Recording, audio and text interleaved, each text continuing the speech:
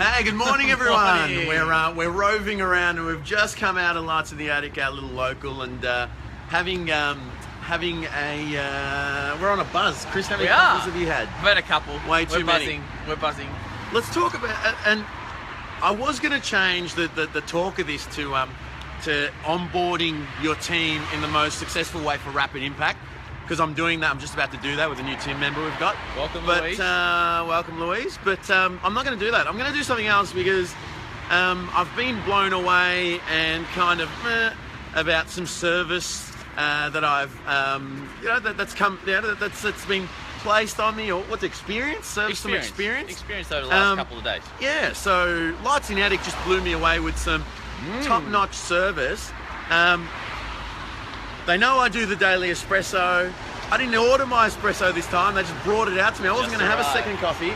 Brought the paper bag out. Brought out a pen. Now, look, that little bit beautifully placed my espresso, and check out Instagram and you can see the photo of that. Beautifully placed the espresso down. Just that little bit of service. Now, sometimes you get that because it's your local and they know you. But sometimes you lose that service standard because there's too much familiarity. And sometimes familiarity gets treated with contempt, right? But these guys went the opposite. They're pushing the service standards, trying to impress us, even making it, even though we go there a lot, trying so hard to make us smile and make us really happy. And because of that reason, service standards make me smile. Yesterday and today. Yesterday I dropped a car off for a service. Should we say the car maker? Why not? It was it was Audi in Richmond, and dropping my car off for a service there. And the level of service I get when dropping the car off for service was just absolutely awesome. And it didn't start from when I got there. It started about 3 or 4 days before, through the call, then the text message, then a reminder call to help me out, asking me if I need anything. And then when I got there, waiting to be picked up, or moving on to the next thing, I was offered a coffee in the cafe. Nice little sparkling water. Bottle of sparkling water. And again, when I went to pick up the car, the guy wouldn't let me leave. Oh, why don't you have a drink? Why don't you have, we're the last ones there. Why don't you have take a bottle of sparkling water? Ran through everything, made sure I was happy.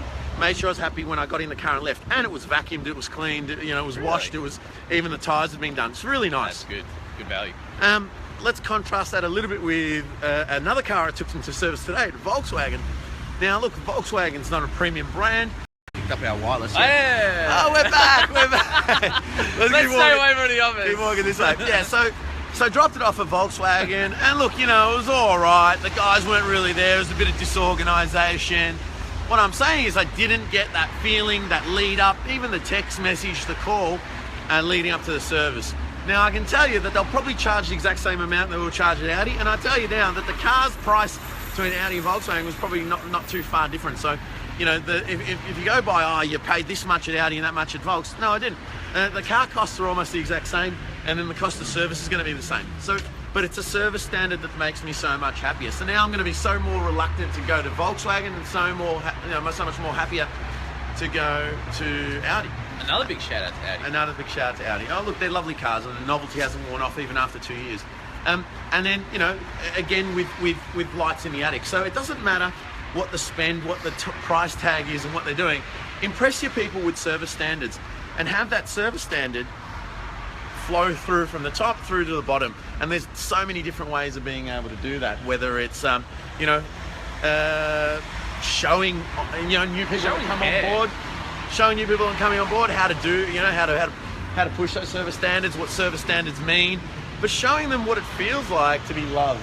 And I think we've certainly gotten a bit of love today out of Lights in the Attic, out of Audi, etc.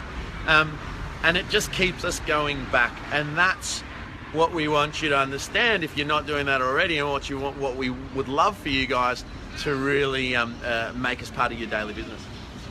And that's a big one. So, if you don't have, now when we talk about service standards, you need to set that level of standard. Now you do that as the owner, as the manager, you do that by setting that level of expectation as standard, and we've talked about expectation. And we'll be doing that when I onboard my new team member today by saying, these are our levels of service standards. This is what we do. And we're not far away from actually having them printed out, on a, as this truck goes past, having them printed out on a pull-up banner that everyone in the team will be able to see when they walk in every day. These are the Equus Partners standards. These are the Equus Partners service standards that we expect, that we live by every day, that we will deliver to our team. And that's what we want you guys. Now, I think if you walk into Audi, BMW, whatever, these car makers, or you walk into some of these big brands or whatever it might be, they will push the service standards that their team needs to follow. Now, we might not be able to see it because it's, you know, probably out the back somewhere, maybe in the staff room, whatever you want to call it, but we're feeling it. We're experiencing that day to day, and that experience is what brings us back. That experience is what drives us to recommend and push the people we love and people that know, like, and trust us, who listen to us, who then go and do the same thing and then go, oh, yeah, like I heard the Audi experience was so much better than the Volkswagen. I'll buy the Q7, not the Touareg, right? Or, you know, whatever it might be. You know, lights in the attic, amazing service, they make you feel loved. I'll go there for my coffee instead of the one down the road a little bit further on. Guys, if you don't have service standards in place, think about it. Think about it this week. What are the key things? And look, it probably is already happening, and it's happening really well, and it's getting done really well. But what I'd really love you to do is document it.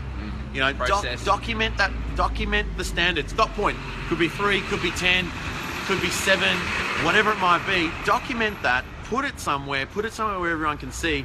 Tell everyone about it, and get them to, you know, live and breathe it, and make it a part of their daily routine through work and what they aspire to do every day. If you can do that, what you'll find is a remarkable change and a rapid increase in how your service is delivered, because you're setting the expectations.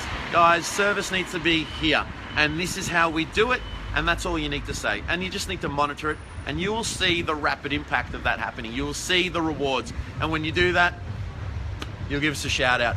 Guys, keep your questions coming through, because we're absolutely loving it.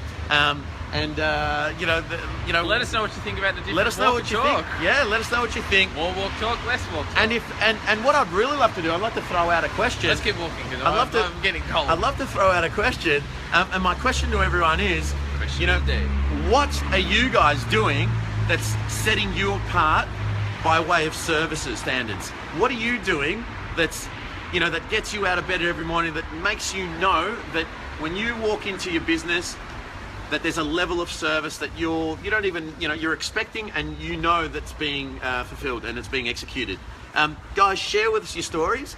Put them down as comments. We'd love to hear. Hey, maybe do a Facebook Live like we're doing, and post it up. And if you're part of Cafe Entrepreneurs in Melbourne, get involved. And it's great to see some action going on there. Thanks, guys. Have an awesome day. This is the Daily Espresso. Short shots are big ideas. Here's Chris. I'm Nardi. Catch you later.